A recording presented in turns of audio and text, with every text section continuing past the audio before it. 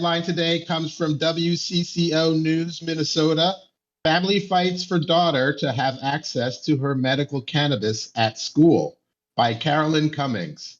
Sabrina and Tim Mathis say medical cannabis has been a game changer for their 9-year-old daughter, Crystal, who has autism spectrum disorder and epilepsy.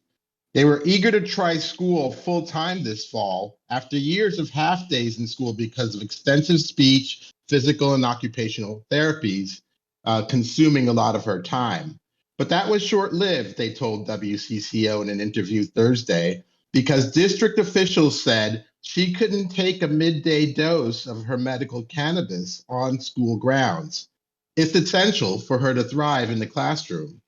I feel it's unfair. It's unjust, Sabrina Mathis said. She just deserves to be at school a full day and have her medicine like any other kid. The school district told them that they could leave school, give her the dose, which is a cannabis oil tincture of CBD and THC mixed with juice, and bring her back. But instead, they have opted to return to half days, fearing the disruption would be too confusing and harmful for their daughter, who is nonverbal and uses a device to communicate. When asked about the policy, an ISD 728 spokesman in a statement told WCCO News that he cannot comment on a student's medical interactions with our schools, citing student data privacy. Desperate for solutions, Sabrina sought out DFL Rep Zach Stevenson, who authored the state recreational cannabis bill legalizing cannabis for adults 21 and over starting this summer. The law also covers medical cannabis. Both adult use and medical markets will soon fall under a new state Office of Medical Cannabis Management. Stevenson told her that the statute prohibits cannabis use, possession, and transportation on school grounds, but there's an exception for medical cannabis as long as it isn't smoked or vaporized. WCCO included the statute provisions in an email seeking comment from the district, but officials only provided the statement citing data privacy. In a brief phone interview, Stevenson said that he spoke with the family and explained that keeping the medical cannabis program intact was top of mind for lawmakers in order to ensure that children could still access the medicine they rely on. Minnesota medical cannabis laws have been in effect since 2015. There are more than 40,000 patients enrolled, including 450 children under 18, according to state data. There's a strong distinction between medical and adult use cannabis, Stevenson told WCCO. The Mathis family hopes that the school district will reconsider their policy or that the state legislature will pass a separate law enforcing the provision so that schools are required to allow children to access their medical cannabis on school property. A similar law was passed in Colorado requiring schools to allow nurses to administer the medical cannabis dose. We hope to bring justice for children on medical cannabis so they can be allowed to take their medicine at school, just the same as any child in the state of Minnesota. That's what we're hoping, Sabrina said.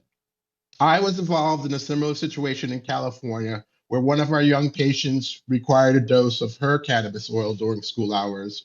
I wrote a note to the school nurse who was able to administer the dose based on my instructions. The oil was mostly CBD. Back then, people didn't realize that CBD was cannabis. The child was able to attend school successfully for years before the nurse realized that she was actually dosing cannabis. By then, Epidiolex was available and we were able to switch to that oil. So this is a twist on what about the children? For medical reasons, the children also need cannabis. This is Dr. Jean Talleyrand for High at 9 News. Man, Dr. T, you know how to bring the stories, man. This just tugs on all those strings. Way to bring us down, Dr. Talleyrand. Yeah. I just want you guys to forget that don't forget that there are patients out there who need medicine. This is all not about finding the best weed. It's about getting people healthy. Mm-hmm. No, this is real stuff, man. My daughter, I have a special needs daughter. She has autism. Like if at some point she has to have medicine for any, for any reason, and cannabis is the medicine that actually brings her, the calm that she needs, the stability that she needs, and I will be up in that president's office beating his ass, making sure my daughter has access to that. I'll take my kid out of a school that does not give them access to the proper medicine to get her the treatment that she needs. Mm-hmm. And I'll be Did you damned say if beating they start his pumping ass or my kids eating with a his bunch ass? of FDA approved bullshit. What was that, Dale? I said, did you say beating his ass or eating his ass? Whoa. I didn't hear it right. It's Whoa. definitely the former. It's Okay. definitely the former there. Too You know what early in I'm the saying? morning for Whoa. that. Whoa. Never too early because I drink strong coffee. I mean, look, we've had some really serious topics on this show today, and so I Like always I try said, to provide the inappropriate levity. But talking about I appreciate you giving us insight into the sex dungeon. Yeah. yeah, right, exactly. What Do Yeah, goes that's not on what's out in there? look at your my heart. space. Yeah. Don't Gross. accept any money for it. Oh, But I mean, man. we've had serious topics today between the brand and the collab with Oaksterdam and the Absolutely. real issues around cannabis prisoners, and this lack of reasonable regulation that allows for access for children. I had to add a funny Rico because otherwise I would have cried on camera, and I'm not about to let you guys see my feelings. And so, this is real stuff, and it just goes to show how far we still need to go in terms of a paradigm that takes into account, not those of us who just want to enjoy for wellness or for the modest medical Right. ailments, but for those who really need this in order to be as functional as possible. And when we come up against these stories like this, it's hard not to get fired up, and not in the blunt way, but in the angry way. Hmm.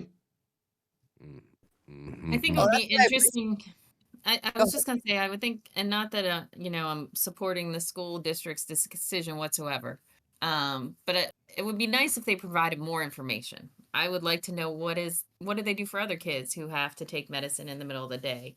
Is there issue they don't have a school nurse on hand to provide her with this medicine? I mean, there could be reasons why. Not saying that they're correct. But it would Now, just be all nice if they gave schools, more details. all schools have a school nurse, and often there are Yeah. children in the school who require medicines, and it's pretty routine for the nurse to dispense the medicine to them. Is have to that I don't back recall on there that always I had to being go a to I school had to nurse go Not to all my there. school schools, nurse to get my not all little one. schools have nurses. There's a lot Right. I'm PTA parliamentarian. We have to fundraise for a nurse, along with library, art, like 5 different things if we want anything other than math and reading, and that includes nurses. So that I agree with you. There might be another issue outside of that preventing distribution of any medicine, though, and that is the question: are they treating it fairly and equally?